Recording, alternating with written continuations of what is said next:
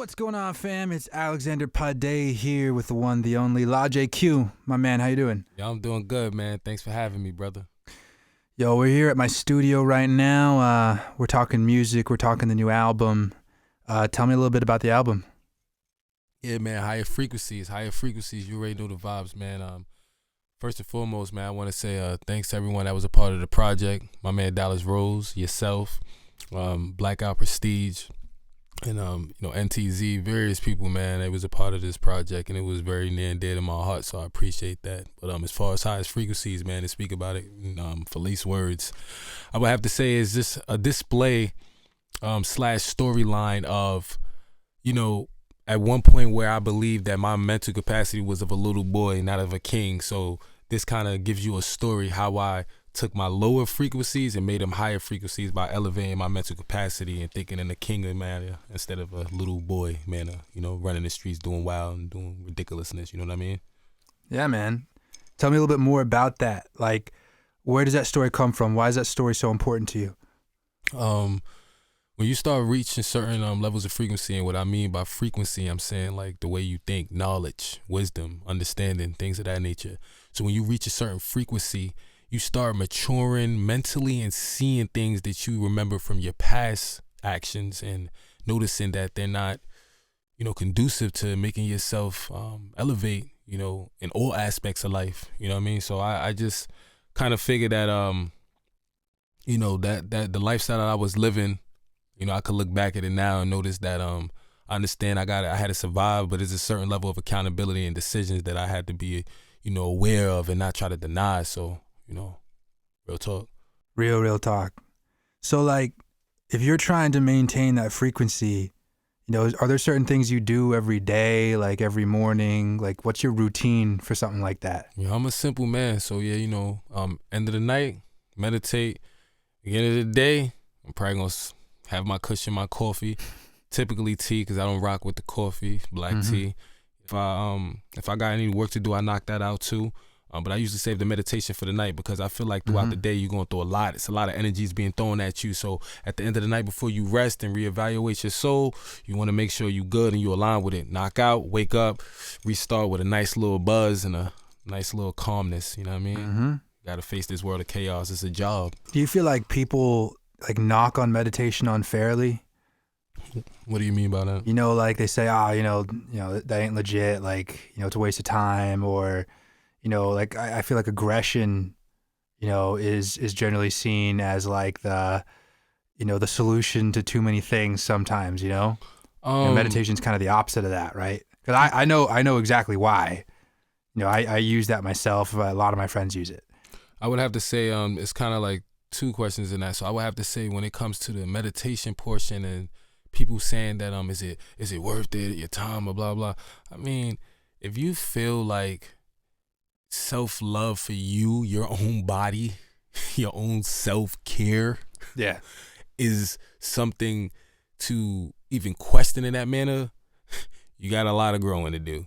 Your frequencies ain't that high. So to answer that question, I think that's ridiculous. I don't agree with people who think that it doesn't benefit them in any way, shape, or form. I think it's something that should be taken serious. And this entire world, we always focus on external, not internal. The other portion of that question I wanted to touch on was the aggressive portion. Again, piggybacking off the first question, when it comes to meditation, that definitely played a high role as far as me calming down from the individual I once was. As it pertains to that, I got to keep it real and be transparent with the people out there, the listeners, all my rebels. Every day it's a process, man. It's not like I wake up every day and it's not like it's not days where I don't miss my meditation. You come in, you stress. It's all, that's life, but it's all about being able to be aware of that and know yourself, and then know, hey, look, man, I'll get to it when I can, you know what I'm saying? Do it whenever you can. This world is fast. Don't judge yourself while you're in it because you can't control every circumstance. You drive yourself crazy, B. That's for sure. So you're saying like there's this element of like letting go, of the result, and of just like sort of trying your best and of, forgiving yourself for the mistakes if you fall off the bandwagon. if you know you're slacking on something, or you need to work on something, or you got some anger issues, anything of that nature along the lines of what we're speaking about, then you got to be real with yourself and be like, yo, that's something I need to figure out. That's something that is wrong. You know what I mean? Because until you do that, as cliche as it sounds, until you figure it out yourself, you're never gonna make the change. You know what I mean? So it starts with self. So you came in from New York pretty recently, right? It's been some years. I got a good like 3-4 years into being in Massachusetts. Yeah. Because you and I met. How do we meet? Somebody invited you to the thing. Yeah. So shout out to Nora. Shout out to the Queen. You know, all respects.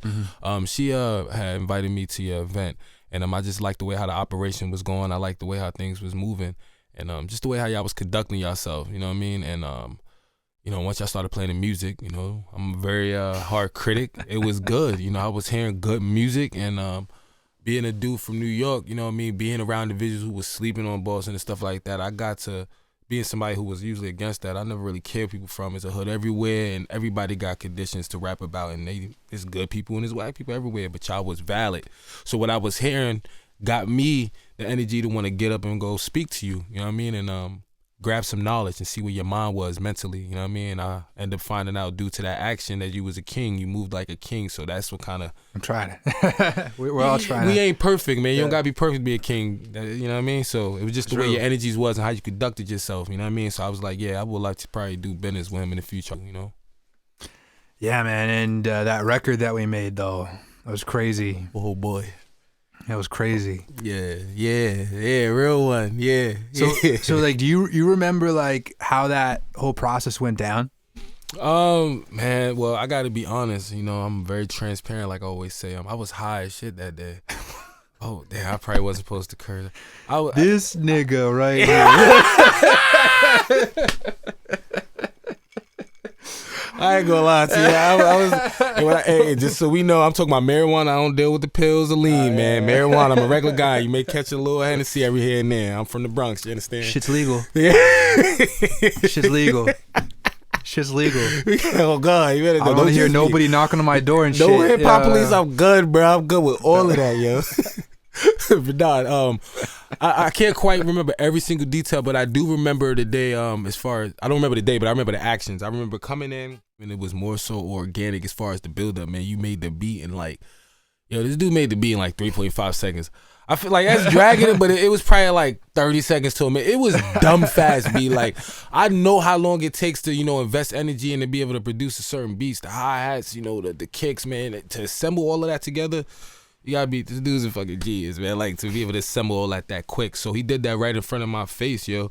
And once I heard what he provided, what he completed, the results was ridiculous. I'm hearing the kicks, some shits was thumping. So I'm like, yo, I'm about to OD on this. I'm about to OD on this, yo. So yeah, I remember the actions. I don't, remember the specifics, but I definitely was, it was vibe, man. And I remember it as far as being able to place it in my head in a special place for sure. So tell me about like your process, when it comes to making music. First of all, like, when you think about the different creative chairs you could sit in, like what chairs do you consider yourself, like a producer, a rapper, a songwriter, like all those things? Oh man, it's always knowledge to grab, man. So I believe I'm a man of many hats, but if we being very direct, you asking about the process, how I make music, or you yeah, man, like how do I see exactly, like what parts do you like to take part in most, like, do you sort of keep yourself in one chair? It sounds like maybe you don't. Are you taking part, like making production decisions? I know you have artists as well. I'm sure that they're playing you music and you're giving your critique because you're, a tastemaker as well. Like, just tell me about all that. For me, yeah, most definitely. I like to keep my hand, not my hand necessarily, but keep my mental into everything as far as the knowledge and the process as building music goes. So when I'm building a song, or even after recording, I keep my mental, diversified in the way, and what I mean by that is when it comes to creating, that's where my mind is for now. When it comes time to that post-production and producing, then my mind is on some producing tip. I want to know their language always. So in the beginning, I always want to find out what's what, what is decibels means, what's the area you want to have it, mastering the process. I need to know about all of those things, how, producers do all of that and what programs they utilize the best, from ranging from Acid all the way to Pro Tools. I need to know the jargon and all of that so I can understand what I want best out of my voice and my sound and the product that I'm building to present to the world.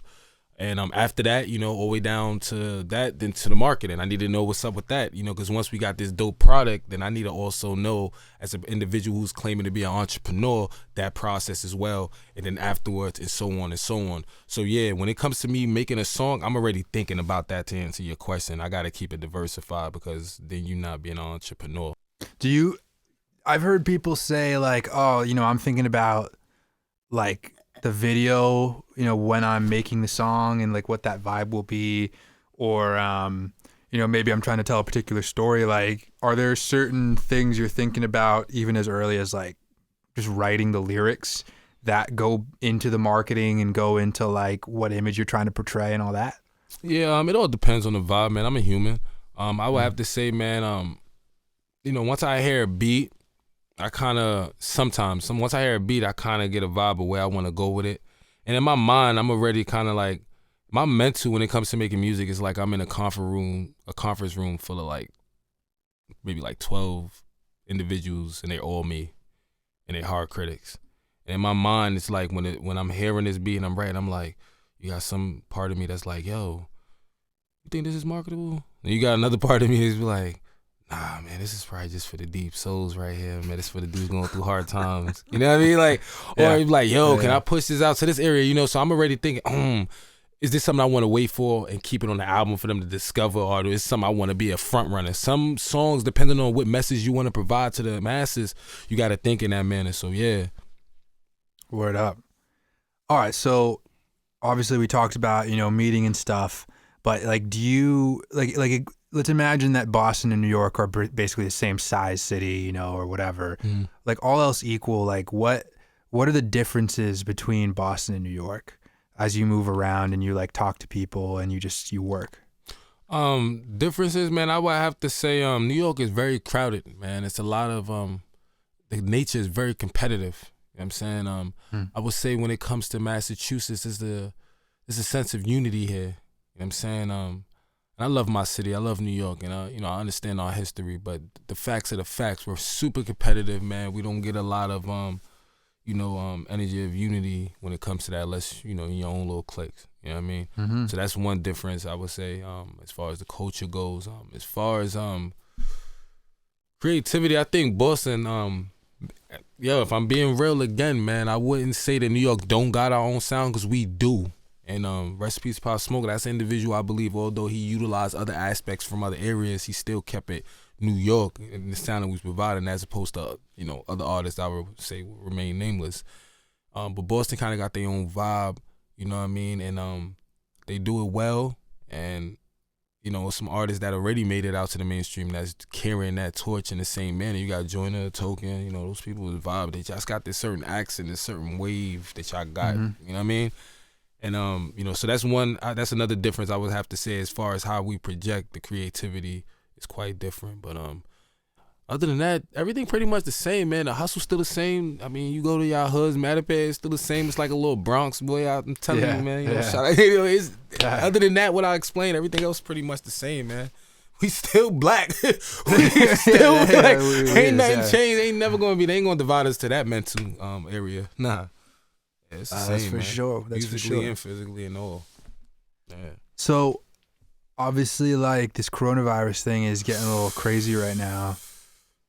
Yeah, he's got the gloves on. I'm dead ass. I'm not playing. So, like, what do you think? Like, how is this gonna affect music? How do you think it's gonna affect hip hop?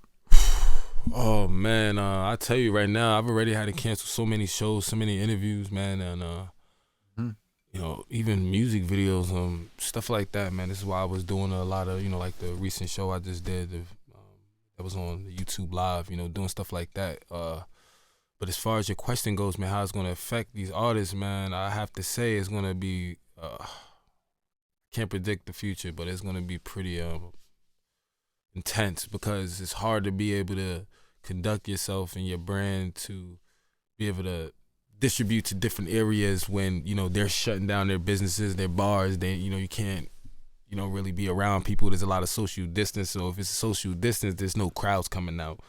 So I would say It's going to be super difficult, but a solution is definitely utilize the internet as you always have been anyways. Now is the time to really go ham on it, you know? Mm-hmm. So that's my take on it.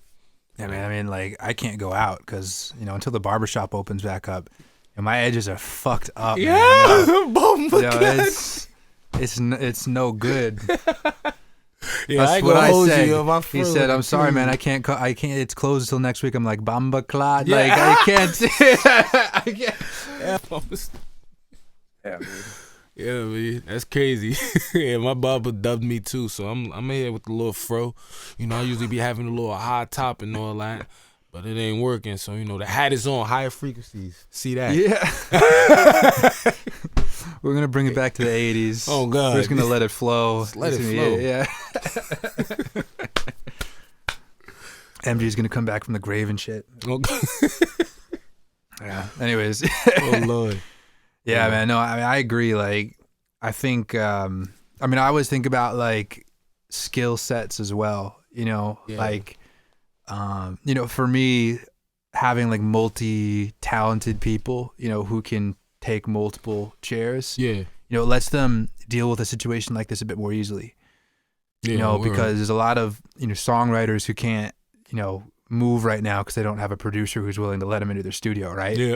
Yep. But you know, if you're able to like make some simple demos, you know, even if it's just like getting beats off of YouTube or something, and then like recording some demo on top. I would tell artists, if you're gonna be on those YouTube beats, make sure you contact the individual who made it. Find their name, because you don't want that to pop and then you can't eat off of that. But I definitely agree with 100%. you as far as that energy you spitting on consistency, pretty much. Yeah. Do you see any like artists like use a beat just to like demonstrate, you know, that they're good, like it sounds good over music, and then maybe replace the beat with some new shit? Yeah, that's all just a process of being aware of what you want to do with it before you make the song. If you want to be a mixtape, then go for it. You can do what you want. But if you want to make some profit off of something, you may not want to go through the YouTube route. Unless you're going to contact the individual who made the beat. Pay them the $50 or whatever that they want. So it don't be that expensive that much to lease a beat, to be honest. You can pay $20, $15. It depends on what the person is trying to sell it for, you know? Right. Yeah, that production process, that development process, I feel like it also can shift like as you move forward in your career, right? Some people may have like different resources available to them as they increase, you know, as they go up. You know, like if you take like, I don't know, like Drake, you know, and 40, you know, every time they go in, they're gonna make something. And like I have heard some interesting stories, you know, like they have people sending them beats all the time, right? Yeah. So like they'll get the beat and then they'll sort of like make it their own. And then you'll listen for like 5 seconds, then they'll move on to the next beat. 5 seconds, move on to the next beat or whatever the fuck it is, right? The finesse. You know, and of course, like there's probably like there's producers who have like 10 beat makers who just feed them shit. And they're constantly thinking like, okay, well, if I ever like am in the room with like this artist or that artist, you know, I have these beats to share with them or whatever. Oh God. You know what I mean? No, I hear these like making craziness. a machine. It's like pretty much a machine. No, actually, like there's, because you have, that's for me, like that's what I think of when I think of a producer too. Like, you know, you have like a producer's job would be to like organize creative resources. Yeah, you know what I mean? Pretty much. I mean, if you're doing it and you're seeing it the right way. So sorry, like, I'm no, you pouring a drink, ladies and gentlemen. He's pouring a drink. It's Padei's fault. It's his fault. I got him excited. So like, that's something that I've been grappling with too. So like I'm finishing this project and sounds fire too. You let me hear. I appreciate that. And you know, there came a point when like I said to myself, like, this is probably going to be the last time that I make a point to do it all myself. In a way, you know, so the mixtape, obviously, like I wasn't doing it all myself, right? But like I worked with all these amazing artists and, you know, learned from each one of them. And that was kind of like, in a sense, training for this project that I'm doing. So, you know, now I know how to write songs. I know how to rap. I know how to sing and all that stuff and arrange because I've practiced it with all these other guys. And so like here's the big sort of like demo mixtape of just me, and it's kind of like trying to push things as far as they can go.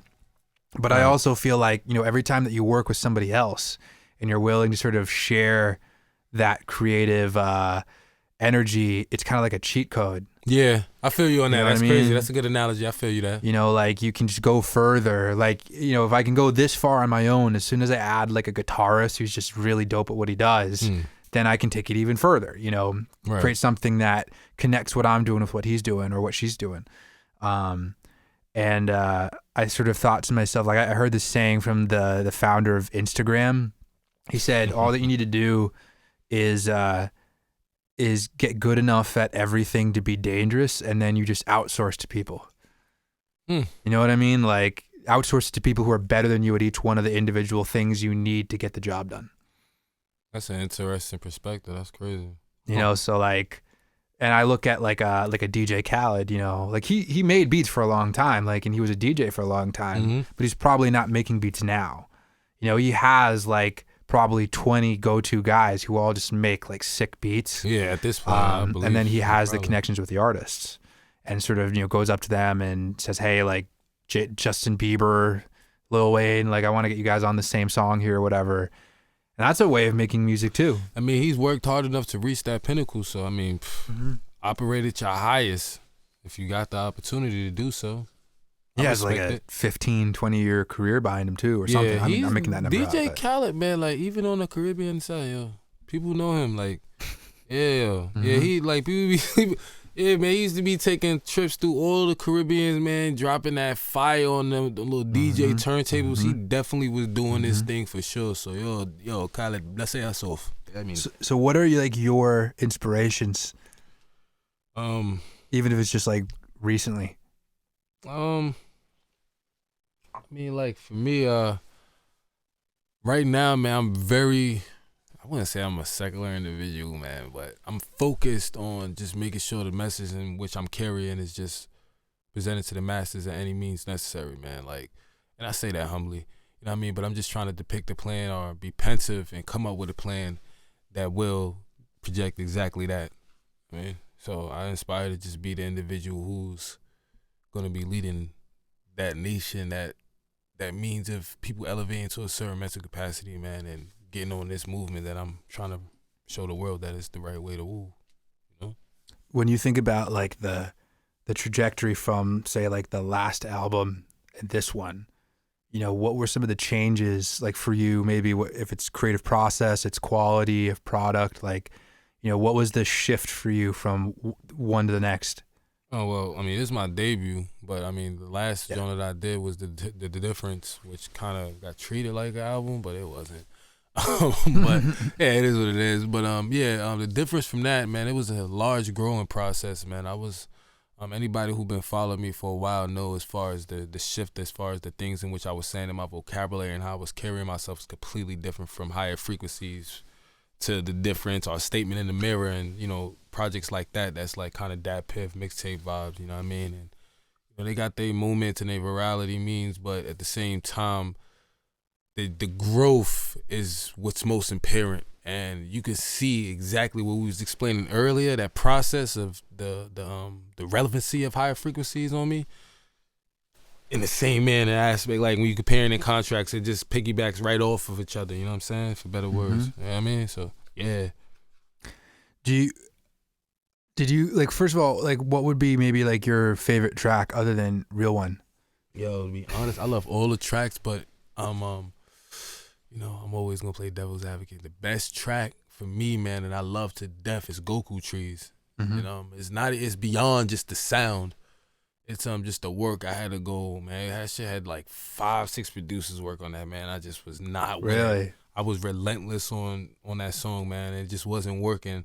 That song is literally almost 4 years old.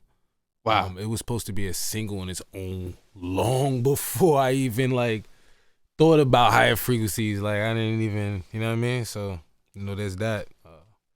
I definitely Goku Trees, man. So that was also like the hardest one to finish. Yeah, man. Like I care about it because I entirely own it, man. From the beat, from just everything. And on top of that, yeah, I wouldn't say it was the most difficult song, but it was the most difficult song to find a producer that can provide the sound that was in my mind. You know what I mean? It's just a lot of aspects and attributes to it that makes it kind of a complex song. But shout out to Dallas Rose. I dropped that project on his lap. He did work. He got real surgical on that thing, you heard? Facts. Shout out Dallas. Mm-hmm. He's the man. He also mixed the whole thing, right? Nah, he did I believe 7 songs on there. He did 7. Or rather, he mastered it. The mastering, that's by my man Gene, so shout out to him. Mm-hmm. So Gene did the mastering. Dallas did the mixing, and oh my God. Yeah, he's the mixing engineering for those 7 songs. So I believe off the top of my head that's gonna take too long. But this is a good amount. I know he did a good amount. Those 7s are scattered, so I don't know them just off a lift basis off my top of my head. I don't got my list in front of me. Mm-hmm. So like, what's next? Now the album's out. Obviously, you're gonna do some videos. Mm-hmm. I'm guessing maybe that schedule has moved around a little bit because of the whole outbreak and all that. Unfortunately. Like what's your goal with this project? Well, with this project, we're gonna keep moving. So I'm trying to at least do 90% videos on this project. I honestly take this coronavirus thing seriously, but I'm gonna find a way. This is why we was talking about earlier, being a man of many hats and being able to dibble and dabble in certain skills that can help your brand and your image and what you're trying to do on your mission. And I know how to do the camera shit. If it comes down to it, I will turn my entire damn living room into something and throw green screen it back and make several videos for this album. The goal is to do at least 90% of the videos, 90% videos to the songs that's within the album, and hard promotion. Obviously, we're gonna be a lot of quarantine going on. So instead of seeing that as a negative, I'm gonna turn that into a positive and start just hitting people with ads and hitting people with a lot of content for higher frequencies. But if things have shift time-wise on the calendar, but if things didn't, I was going to release an album called Premeditation in the 3rd quarter, and that was just going to be a little EP before what I got next year. But higher frequencies, I reached a certain mental capacity, and after that, I gotta, a lot of things is going to be premeditated, but I keep that silent. But it's really for the title. You can tell me later. Yeah. I was going in, I know. So like, We've talked about, the album, we've talked about the single a little bit and process. So like, what is like your sort of life goal? Like what's like sort of the intrinsic, like internal stuff that you sort of chase after? You know what I mean? It's like, why do you get out of bed and say, well, okay, I need to make more music? You know what I mean? You're like, I want to get better at making music. I want to help other people get better at making music, and I'm never gonna fucking stop. I'm not comfortable with the pain I've always felt in my life, and I've started to notice through various means of living and experiences that are just it's millions of others individuals that I've ran across that I feel the same way. We're constantly ignored. I noticed I got a gift. And I know there's other people who don't. It's people that don't know how to shoot a ball. It's people that don't know how to rap, act, produce, don't know or care about any of that.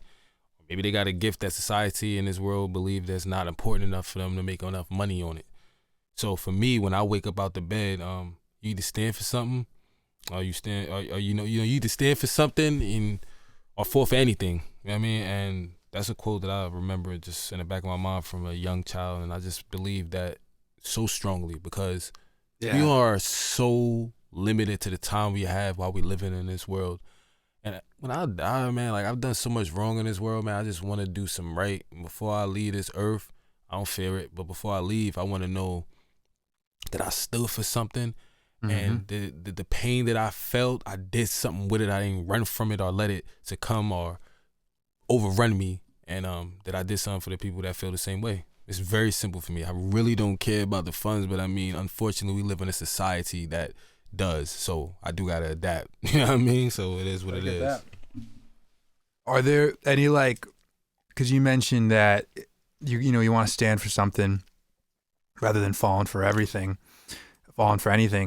and you see other people who maybe don't have the ability to communicate like that.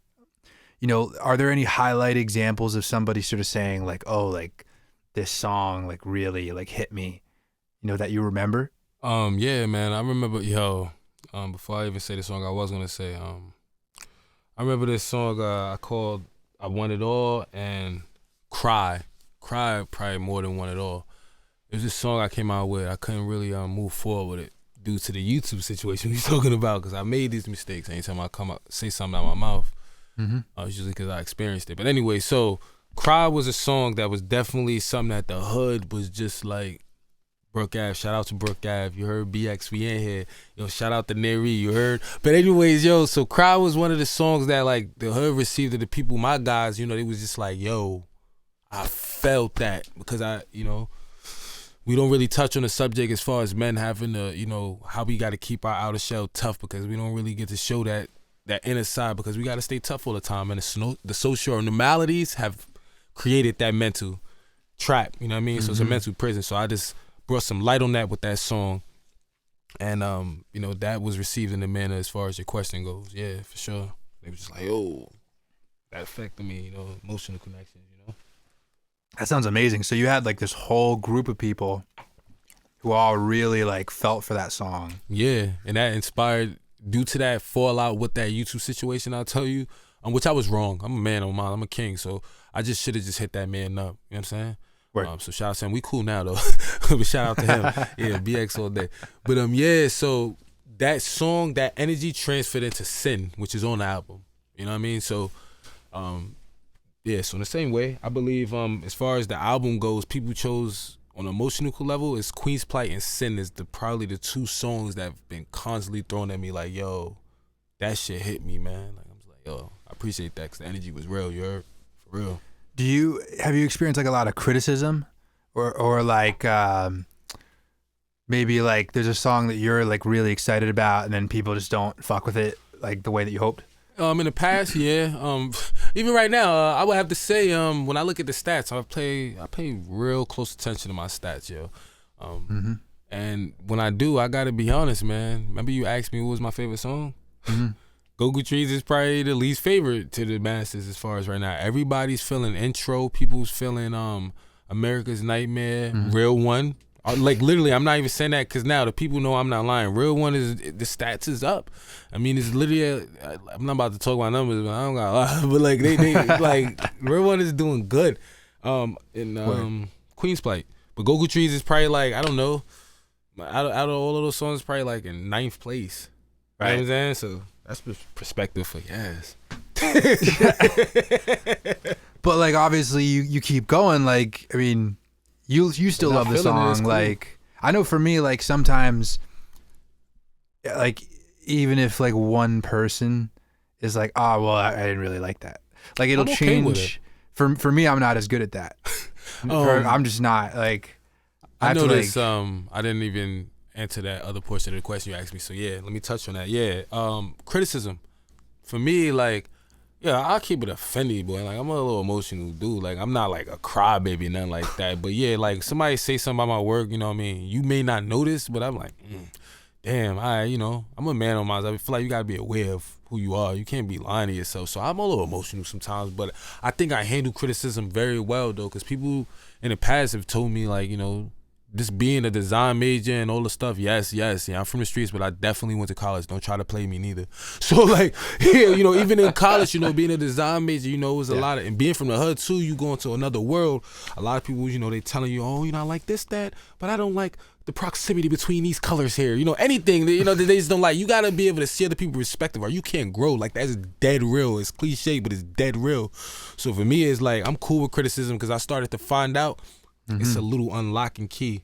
So somebody tell me something wrong, it may not be what I like, but it may be something that was in the back of my head that I kind of already knew. Like, I probably shouldn't release this like this. So yeah, I'm cool with criticism to answer your question. It is what it is. I respect it. I may not like it, but I respect it, and I need it. Yeah, no, I 100% agree with that, man. Like, it's hard. Like, it's hard to like the moment, like in the moment when you're getting it right. I actually got some like really good advice from somebody. She said like, look, like my boss, her boss gave her this advice. She said, they told me whenever you get advice, don't say anything like when you get it. Like wait 24 hours and then say whatever you want to say.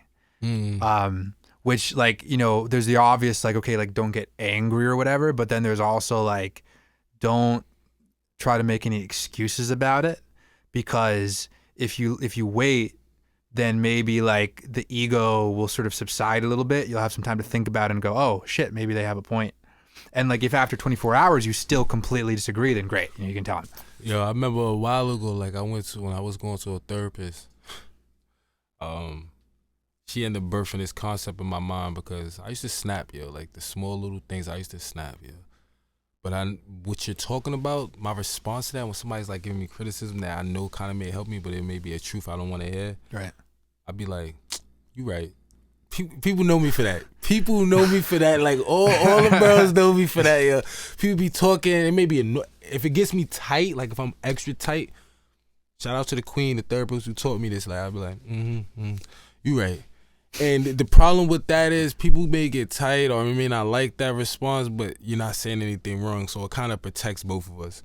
That way, like I didn't say nothing disrespectful to you, and you can't to where it makes you feel like you're gonna say something that I'm may feel is disrespectful, then we ignite. Right. You know what I mean? So like, yeah, I just say I'm like, you right. But in the back of my mind, like I accept also my emotions. You gotta accept your emotions. Yeah. If you angry at that moment, accept that though. That they can't see it though. Yeah. I started just understanding that people's perspective is so blind when it comes to the external. Like they can't see your internal. So I accept my feelings. I'd be annoyed. I'd be probably wanting to slap them, but I'm not going to do it. I'm not going to say it or express it, depending on the nature and circumstances.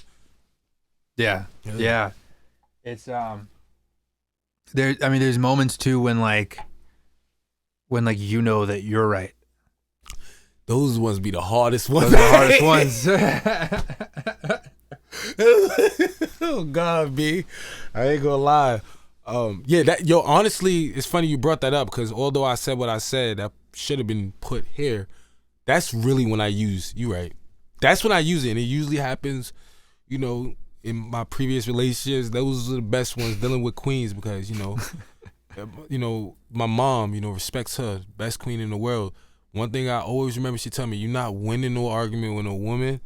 And that's just it. Just respect that. Keep it moving. Like, I'm good. Like, I'm not about to do that. So, slight tangent, but you see what I mean. Nigga, I be like, no. I have my moments, too. I'm human, like, yo. I'm not about to, for the world in the future that may hear this in the world, like, yo, I'm not perfect. I make R&B music, so I can't be. I gotta keep my female fans. I'm supposed to be a rebel, right? I can't be a rebel. I'm sorry, man. I can't. Hey, it's always gonna be room over here whenever you're ready to come through.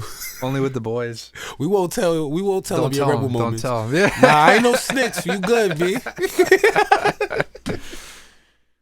So like, yeah. So I mean, first of all, like that whole idea, like when you know that you're right, because like sometimes you have people who are having like their own like ego thing going on. Yeah.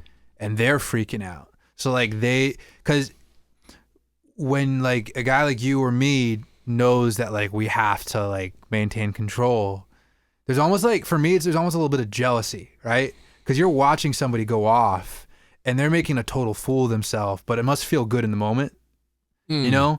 And like, it's hard to like not respond to that shit, especially if it's like, if they're being like totally just ridiculous. Yeah, well, that's what I said, depending on the circumstances. Yeah. I mean, you're like, right. If it comes to a point where I feel like I got to defend myself or discipline somebody, because, this world, experience-wise and being a human being, depending on your nature, you may get disciplined. And regardless of the severity of the situation, it may be needed or it may be not. Some people need them hands and feet. So, like, for me, I'm with all that action, but I'm also about peace. Mm-hmm. But I'm also with distributing that energy if it's actually necessary. You know what I mean? It was a time when I didn't understand that balance, but I get that now, and I try to stay away from that, you know what I'm saying? Because I want to live long, because I got a mission. Yeah. But, it is what it is sometimes. Yeah. You may got to play hands and feet, you heard? Peace first. Try peace first, though, rebels, you heard? But if it don't work, yeah, I know the vibes. You heard the album. You heard. So like, what about like paying dues, right? So like, obviously, like when you're starting out, like I've noticed this, you start at the beginning and like you're just trying to prove yourself and you're willing to like eat dirt from time to time in order to do that.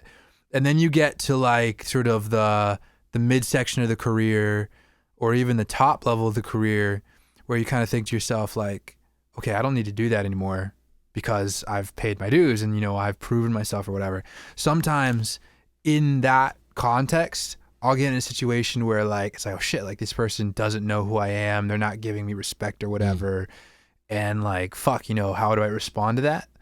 Should I get offended or like, should I just give him the benefit of the doubt? I've also had situations where like, I'm sort of like, oh, well, I'm a dope producer now. So like, I shouldn't have to like do free work or whatever, all that shit. Like, where does that sit for you? There's a time and place to distribute your emotion. And to master that, is really very rigorous and it's hard. You need to know when to do it. You need to know when to feel a certain way or when to accept the feelings that's inside of you, because emotions, I always say this quote, your happiest moments is just as temporary as your hardest moments. You need to know how to balance. Yeah. You need to know who you're talking to. You need to know, if you don't know who you're talking to, the best option is just to be humble. You know what I mean? Until you feel an energy of disrespect or discomfort. Right. And then from there, between the balance of fight and flight, you choose how far those edges need to be. Right. You know what I'm saying? If it's something light, you keep it moving. But if it's something you feel like you got to pay hands and feet, then do it. You know what I mean? But you also need to know that for every movement we make, it's going to be consequences, whether those consequences are good or bad. People get consequences very confused. So, vibes. Yeah. Yeah. So you're saying like you got to define how far what you're willing to take, like what you're willing to do in response to. And how you distribute good or your bad emotions. Yeah. Because you get confused. Yeah. The confusion is called emotional whims. Yeah, you got because you're not controlling when your emotions is coming and stuff like that. So that's something you're just being I'm like mastering. Reactive, like immediately. Yeah, not proactive. Like, yeah, right. Proper preparation prevents poor performance. That's something I'm trying to master. That's not something that I have mastered, but I'm saying it based on the means of experience. Piggyback on to what I'm saying past. The interview. Yeah, man, and the music industry is just, filled with, it's the part that I like the least about it, right? Yeah, because like.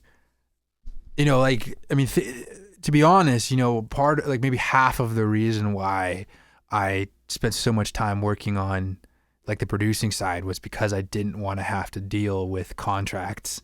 I didn't have to deal with egos when I didn't want to. For me, it was like, fuck you, leverage. That's all that it was. It was fuck you. I'll just make 3 more songs tonight. Right. God damn. Like, I'll take my lyrics back. You know what I mean? Right. But like, there comes a point when, it's a collaborative process, which is also why I did the mixtape, because I thought, well, I have to deal with this. I have to learn how to be comfortable with this again. I had some like negative experiences back in the day, like business wise, and that sort of, it corralled me in a little bit, and then I sort of had to pull myself back out or whatever. But like damn, like people, like I've had some negative experiences even in the last year or so, where you feel like you have an understanding, but of course maybe it's because I made some assumptions about where they were at and they didn't agree. And that was it. One thing I've learned, man, you can't control certain things of life. That's going to happen inevitably. We live in a business that is very emotional bound. Yeah. We're dealing with creativity. Yeah. I don't know any other section of work or career wise where emotion can compete with that. The creative side of work is the most emotional carrying bound area of like a career, because you're walking with something that you individually believe is the greatest to you, and you care about it, and you've worked and you took out time from this world of chaos to produce it. Yeah. You know what I mean? Whether that's music or a piece of artwork. So, one thing I've learned is on that end of the balance is that it's inevitable you're going to meet different people. It's inevitable you're going to run into negativity, because you can't, unfortunately, have positivity without negativity. I always expect some negative things to happen. I'm not pessimistic, but between pessimistic and optimistic, I like to stay on the balance, because either way, it's a double-edged sword. Right. It all depends on which side you want to get cut on, and I like to just stay on the middle. And, I'd rather just leak out very slowly while I can have a moment to plan. Right. You know what I mean? Like, real talk. That's my analogy to that. You know what I mean? Like, but Negativity is gonna come. I don't believe it Yeah. matters whether you making 50 grand a year or 50 million. It's gonna come because there's always somebody that's gonna be on top or aligned. That may not like your opinion or the way you conduct yourself. So it is what it is. I don't give a shit, man. Like, Yo, it's interesting because like I heard somewhere that like human beings are, I think it was a book. Human beings are designed to always be like a 7 out of 10. Literally, just like they always feel like a 7 out of 10. So like you get like a new car and shit, and like the day you get it, you're like a 9, 9.5 or whatever, and you're feeling good about it. But then you start to like, just take it for granted. And you slowly come back to like normal. So, there's that Don Draper like Mad Men quote that's like, happiness is just a moment before you need more happiness or whatever. It's an attribute. It need to be respected as such. But like that, as you said, because you said like, okay, well, you can't take the happy moments too seriously and you can't take the shitty moments too seriously either.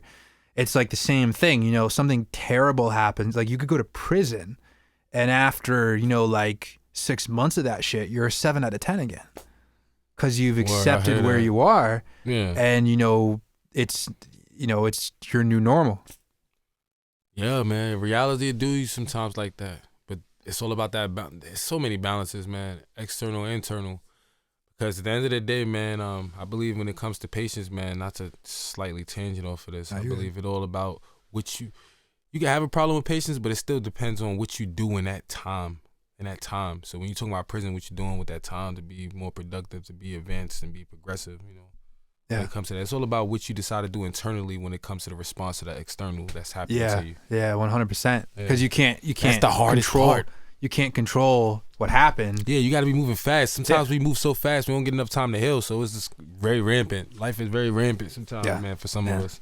And like, on that note, like speaking of patience and all that, like I always try to come back to process because when I think about it, like, you realize, if you can realize early on, like if I get $1 million or 10 million or whatever, I'm not going to be any happier than I am right now. Yeah. And, as soon as like you can set the goal and sort of say, well, this is kind of the thing that I'm designing my daily process around. But like, so like basically like, what I learned was that the process itself is the point.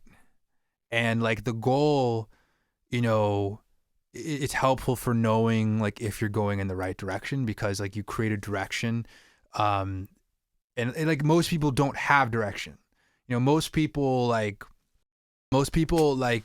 of accept that like they are just going to have this like life that they aren't really happy with. And it's sort of like it's mediocrity basically. You know what I mean? Like it's not like the life that they really wanted to have. There's a lot of fear in that type of life. People think that like being, for instance, sort of like middle class or whatever, living in like suburbs and drinking wine at 2 p.m. You're like housewife or whatever, like that's a good life. But for me, that's not a good life because that's a life where you're sort of just protecting yourself. You're protecting yourself from being hurt, and you're, not really answering the call that was given to you to really like excel in whatever area like you might be able to excel in. So like, when I say process versus goals, like, yes, I have the goal and, I have that barometer for if I'm going in the right direction, but I'm also choosing a goal that results in a daily lifestyle and work that I really love. And so all that I really need to do in order to sort of say, yeah, I'm satisfied is be able to look at the last week or so and say, yeah, I made progress. That's it. Like I got a little bit better. I worked hard for, that day, that week. And, I'm spending time with the type of people I want to spend time with. And that's it. I've taken steps. Yeah, I think it all depends on where your mind is at and people's circumstances, because that, that meant to be different in different places. I mean, most definitely, but for the most part, I see your point though. Yeah, no, I mean, it's a very weird mindset, right? Yeah, mindsets in general, they fluctuate so much, man. We try to kind of like constrict. We always try to find some type of general means to what we don't understand, and that tends to never work out, to be honest. Yeah. We have a problem as human beings in general, on a very general platform, Right. to respect the unknown. I don't know why, but we gotta always figure it out, and when we can't figure it out by means of the facts, which makes sense to us, we gotta make something up to make us find comfort in that unknown. It's true, man. That, you know, again, we don't void. have control of the unknown. I mean, like, imagine if this coronavirus thing happened and then I said, oh, well, just wasted a whole bunch of time. You know what I mean? Like, I was just like, well, no more music for me. That's it. If I was a catering business, I would feel that way right now, boy. That's how I would feel. But at the same time, like, it's like nobody had that information. Yeah. I mean, it would be crazy if you like just kept going in that direction. It's like, okay, well, I know that this coronavirus thing is happening, and I'm just going to keep on doing it as if it doesn't. Yeah. Yeah. Well, we know that could possibly go. But like, the only reason why, like, a caterer, for instance, having done catering work would have been a total waste of time would have been if they hate catering.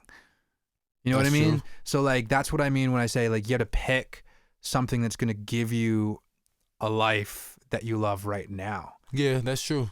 That's true. Or your passion for it and the work ethic that you're gonna, invest into it is not gonna be quite the same. Yeah. Yeah, it really won't. You won't. The results is gonna be very, very lukewarm as opposed to on fire. Yeah, man. I mean, and like, like, if it's only when you have that passion that you can sort of say, well, I don't have control over this thing. Like, this thing that happened wasn't something that I did. So I can still say, well, I've been doing exactly the work that I should have been doing. Like, leading up to like the Tuesday when the coronavirus thing became an issue, I was doing exactly what I should have been doing. And I can sort of look at that and say, well, I'm satisfied with that. And now I have the opportunity to change my plan and continue doing what I should be doing. Yeah, you got to adapt. New information. Yeah. You got to adapt, because for the most part, man, for me, I be in the crib, man. Like, even when I was a different person, I'd be in the crib, man. There's always stuff to do in the crib. There's always stuff to, like, try to find your way out your situation that you may not be happy with to do when you home. It's kind of where you should be doing it, unless you're trying to just gonna hold it like this. Do something specifically. Do something specifically outside that zone that's gonna progress you from what you're trying to do inside the zone. So for me, I feel you on that end 100%, man. And I think it really all just cracks down to work ethic. Like, real talk. 100%.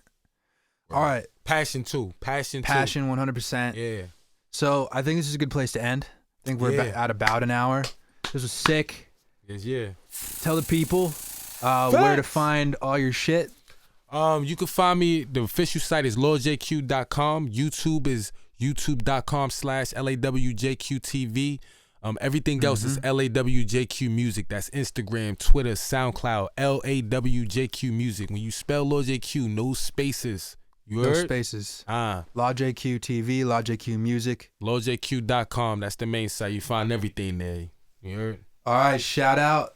Thank you for coming through, man. This is great. Thank you for making a dope record with me. This is Alexander Padei. Peace out.